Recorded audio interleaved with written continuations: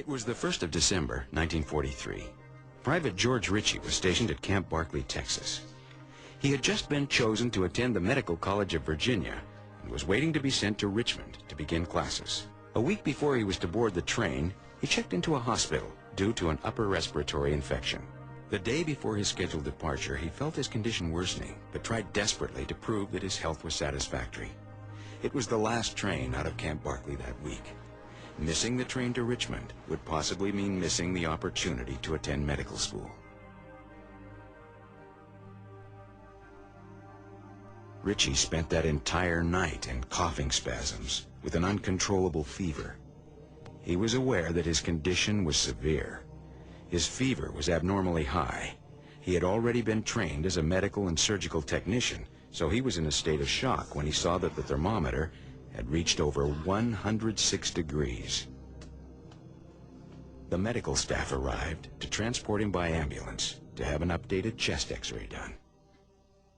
Private Ritchie collapsed, and his condition deteriorated throughout the next 24 hours. Eventually, he was pronounced dead. His chart reading expired from double lobar pneumonia. Then the officer gave orders to prep him for the morgue. From there, George Ritchie tells of what he experienced during the time that he was pronounced dead. From a subjective point of view, I'll have to tell you what I was experiencing. I knew I had missed my train. So I'm looking all around this rather dark room trying to find my uniform. Couldn't find it and decided that I didn't have any more time to waste there, so I come on out of this little room into the hall, and I'm crossing, getting ready to go outside when I see this ward boy coming down. I turned around to him to tell him to watch where he was going, and either he walked through me or I through him. Now this kind of shocked me, but when I had made up my mind I was going to get to Richmond, I was going to get to Richmond, so this didn't shock me. I go on out to the door, going to the outside. As soon as I got outside of that door, I'm suddenly up into the air, varying between 500 feet to 500 yards above the ground, going at an incredible speed. And finally I come to this large river. I see this city on the other side. I let down just in front of this white all-night cafe because I saw this civilian getting ready to go into the cafe, because I want to ask him if I'm heading in the right direction to get to Richmond. What city is this? Excuse me, sir. You can just tell me what city this is? I'd really appreciate it. I was on my way to Richmond, and I seem to have gotten lost. Please.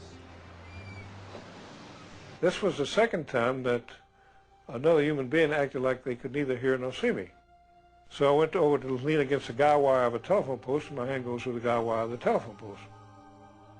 Then it suddenly hit me that I had left something back there in that bed in Barkley, and I knew, because I was still using massive denial, that I'd better go back and get it. And I made the first most important discovery about being outside of your body, that you really go where your soul sincerely desires.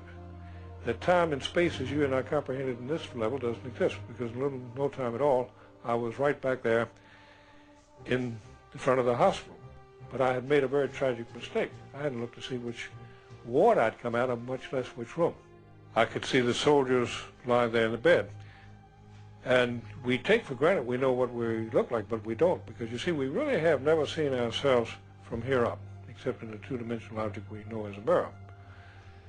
And I saw a lot of soldiers that looked like me, but none of them had my fraternity ring on their finger. And I'm going through from ward to ward, room to room, trying to find me, and becoming more desperate. Finally went into this little isolation room, and lying over in the bed with a sheet pulled up over its head was this body. I realized it was me because I recognized my fraternity ring, and it even had a chip on the black onyx because it was a Phi Gamma fraternity ring, and there wasn't any mistaking. And I am utterly petrified. My massive denial has broken down. I suddenly realize that that body is dead. And I'm too young to die. I'm only 20 years of age. And then all of a sudden I thought the light at the head end of the room was getting brighter, but it was growing in an intensity of light to where if you turned on 1,000,000 welders' lights, you'd have some idea of the intensity. Three things happened at the exact same moment. Something deep inside of my spiritual being, not the corpse lying over in the bed, said, "Stand up, you're in the presence of the Son of God." At that exact same instant, out of this brilliant light stepped the most amazing being I have ever met, and those hospital walls virtually disappeared. I saw every single minute detail of my life, everything I had ever done in public, in private, from seeing my own cesarean section birth to my 20th year when I was pronounced dead.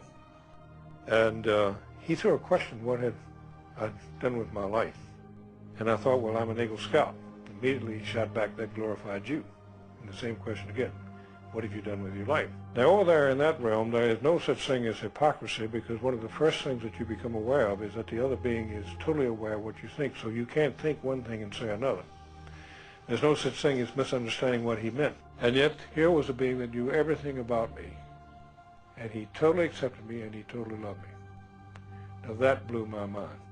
The next thing that took place was that Christ motioned for me to come over close to him. Now you can well imagine by this time I really do think that I've seen everything, but I'm finding out this is just the beginning, because suddenly he's opening up another realm to me. Now I wanted to stay there, but then I suddenly realized that the Christ was pulling me away and that we were heading back into this isolated room in Camp Barkley Station Hospital outside of Abilene, Texas. Private George Ritchie's death was confirmed by Dr. Donald G. Francie, captain in charge during the time of these events. Dr. Ritchie's book, My Life After Dying, contains the elaborate account of the various realms of the afterlife that he claims to have experienced. It is a detailed look at one man's encounter with death and what he believes lies beyond.